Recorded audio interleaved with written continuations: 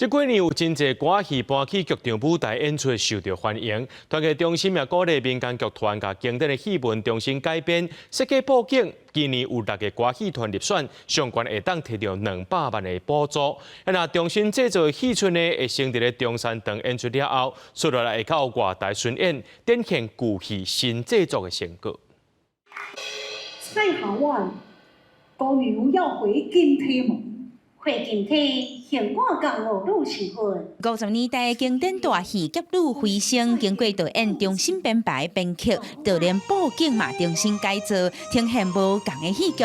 大概观众是拢看甲真凄迷。经典的歌戏剧本会当延续，是因为有国立传统艺术中心这个外台2.0的计划，计共有6个剧团入选，提出因的戏剧改造计划，互老戏也会当有新的表演甲展现。外台的时阵，咱可能因为咱的经费不足啊，也是有一种咱周围环境的因素啊，咱无法度讲像讲咱即出去要甲伊做到非常的极致或者是精致，但是有这个基金，咱就加做一寡道具啊，请音乐设计啊，也是讲。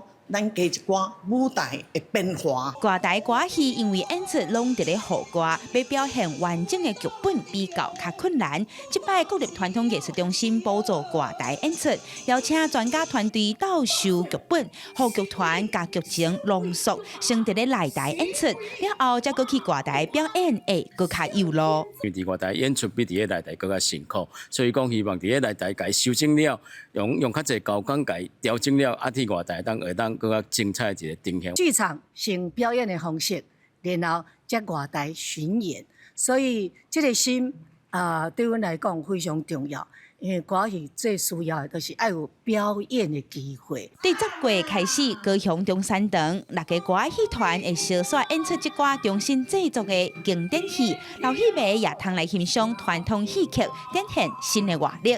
记者柯昭阳高雄报道。